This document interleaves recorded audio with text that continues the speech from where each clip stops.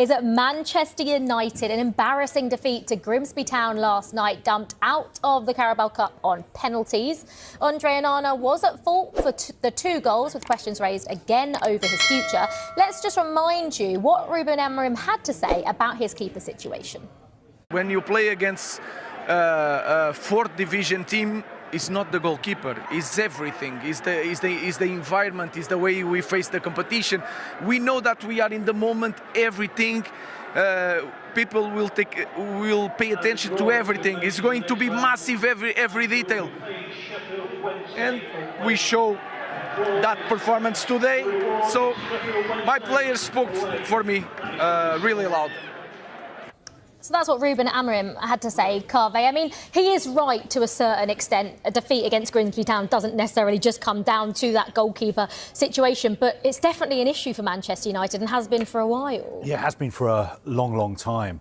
I mean, when they signed Andre Onana, they signed him on the back of one good season he had at Inter Milan. Inter Milan actually got him on a free transfer, but he helped Inter Milan get to the Champions League final, and United had other options, but Erik ten Hag and the director of football at the time decided to sign Onana, and he hasn't been convincing.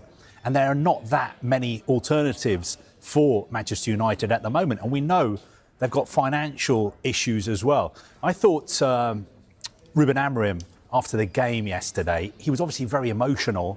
He didn't say much about the goalkeeping situation, but again, you got the feeling that he was saying a little bit too much. Yeah. You know, he had his heart on his sleeve again, and I'm not sure that helps Manchester United because they are, even though they're not playing particularly well, there is so much media scrutiny on them. Everything that happens at Manchester United is a big headline, and I think sometimes you need a head coach who just doesn't say very much, rather than be emotional and react and say the kind of things that he sometimes says.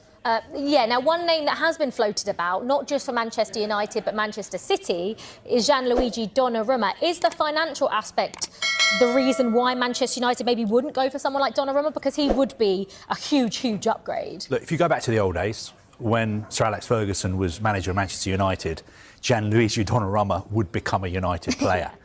Because obviously everybody knows how good United were under Sir Alex Ferguson. Players like Donnarumma would have been queuing up to move to Old Trafford. But times have changed, things have changed. United, I don't think, have the finances to be able to do a deal for somebody like Gianluigi Donnarumma. Also, they can't offer him European football. I think if Ederson was to leave Manchester City, there's a real possibility that he could end up at Manchester City.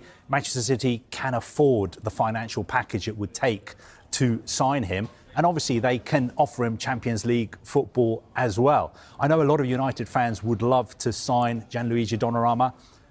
I wouldn't say it's totally impossible. Stranger things have happened on deadline day, but there are no indications coming out of Manchester United whatsoever that they're planning on making a move for